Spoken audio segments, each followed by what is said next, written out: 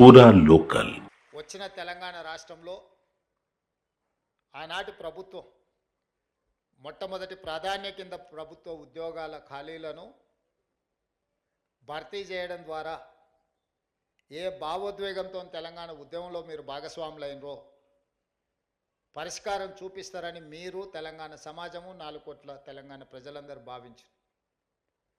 కానీ ఆనాటి ప్రభుత్వానికి ఉద్యమం పట్ల గౌరవం లేకనో, నిరుద్యోగుల పట్ల చిత్తశుద్ధి ప్రదర్శించకపోవడం వల్లనో ఈ సమస్యకు పరిష్కారం దొరకలేదు. ఎన్నికల కంటే ముందు తెలంగాణ రాష్ట్రంలో సమ్మక్క సారలమ్మ ఆశీర్వాదం తీసుకొని పాదయాత్ర మొదలుపెట్టినప్పుడు విద్యార్థి నిరుద్యోగ యువకులకు నేను ఒక పిలిపించిన, ఇక మీరు ఉద్యోగాలు అడగకండి, మీ ద్వారా ఉద్యోగాలు సాధించుకొని అధికారంలో కూర్చున్న వాళ్ళను వాళ్ళ ఉద్యోగాలు తీసేస్తే మీ ఉద్యోగాలు మీకు వస్తాయని ఆ రోజు నేను చెప్పడం జరిగింది.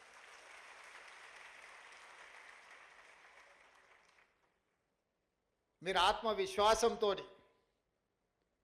గద్దెనెక్కిన వాళ్ళు విర్రవీగుతుంటే మీరందరూ పట్టుదలతోటి తండ్రి, కొడుకు, బిడ్డ, అల్లుడి యొక్క ఉద్యోగాలను మీరు తొలగించడం ద్వారా ఈరోజు మీ ఉద్యోగాలను మీరు శాశ్వతంగా అందిపుచ్చుకున్నారని చెప్పి నేను సందర్భంగా చెప్పదలుచుకున్నాను. ఈ ప్రభుత్వ ఏర్పాటులో మీ కృషి ఉన్నది, ఈ ప్రభుత్వ ఏర్పాటులో మీ పట్టుదల ఉన్నది. ఈ ప్రభుత్వం కూడా అంతే పట్టుదలతోటి న్యాయస్థానాలలో సంవత్సరాల కొద్దిగా కేసులు వాయిదా పడుతూ మీ సమస్యలకు శాశ్వత పరిష్కారం చూపించకుండా ప్రభుత్వం సాగదీస్తున్న సందర్భంలో గతంలో దాదాపుగా చీఫ్ సెక్రటరీ గారు చెప్తున్నారు, మీ యొక్క నోటిఫికేషన్స్ కానీ మీ పరీక్షలు కానీ 12 సంవత్సరాల నుంచి వాయిదా పడుతున్న సమస్య. ఈరోజు ఇక్కడ ఉన్నవాళ్ళు 12 సంవత్సరాలు అంటే 22 ఏళ్ళకో 23 ఏళ్ళకో 24 ఏళ్ళ యుక్త వయసులో మీరందరూ పోటీ పరీక్షలు రాసి ఇందులో ఉద్యోగాన్ని సాధించి జీవితంలో స్థిరపడి మీ తల్లిదండ్రులను ఆదుకొని, మీ కన్న తల్లిదండ్రులకే కాదు మీరు పెరిగిన ఊరికి, ప్రాంతానికి మంచి పేరు ప్రతిష్ట తేవాలని మీరు ప్రయత్నం చేశారు.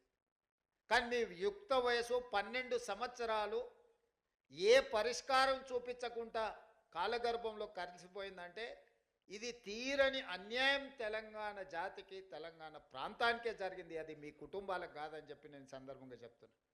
23, 24 ఏళ్ళ వయసులో ప్రభుత్వ ఉద్యోగాలకు రావాల్సిన మీరు 35, 36 ఏళ్ళ వయసులో వచ్చిరంటే 12 సంవత్సరాలు వృధాగా మీ కాలగర్భంలో కలిసిపోయింది అని అంటే ఒక మనిషి జీవితంలో ఎంత కోల్పోయినట్టో మీ ఉదాహరణనే తెలంగాణ సమాజం అర్థం చేసుకోవాలి.